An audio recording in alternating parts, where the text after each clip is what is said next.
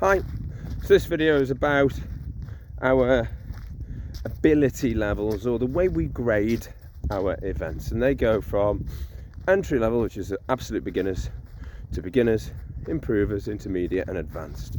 So 5 different levels depending upon what type of event you want and where you're at with your walking. Hi, so our absolute beginners events are ideal if you've done very little or no walking at all in the outdoors.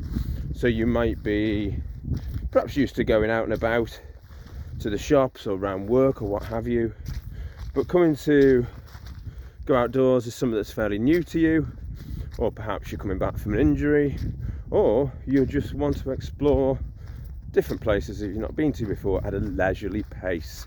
So emphasizing that, and also emphasising that actually on these events we're talking about 5 to 7 miles at the most.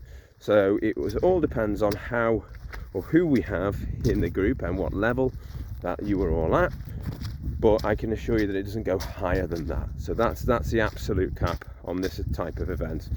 So really stressing, ideal if you don't want any hills, you don't want any mountains, you want easy going paths, really flat, gentle introduction to these type of events.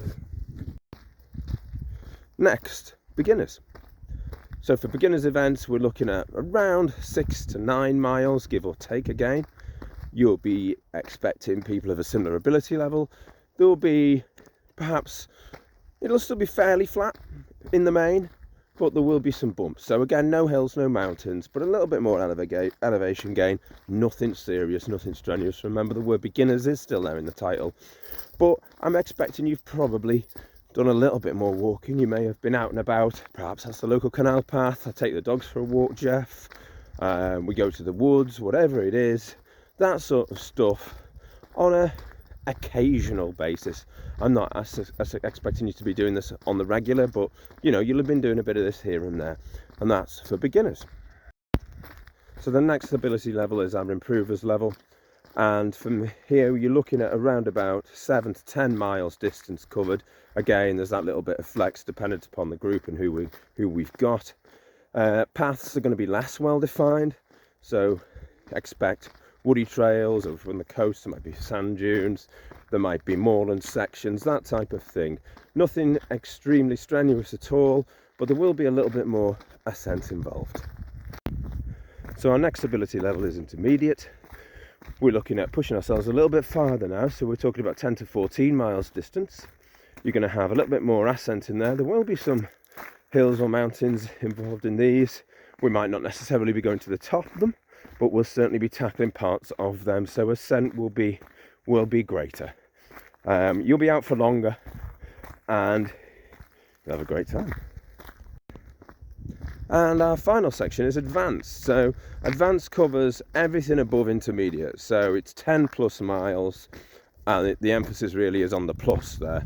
We've not specified an upper limit, so we don't, it depends on the event. So that could be in Wales, it could be the Welsh 3000s event, which is 23.5 miles over several days. It could be the Yorkshire Three Peaks up in Yorkshire, which is just over that 20 sort of mile distance, and that's in one day. It really depends. You will be in mountainous areas probably, or if you're not, you'll be doing longer distances.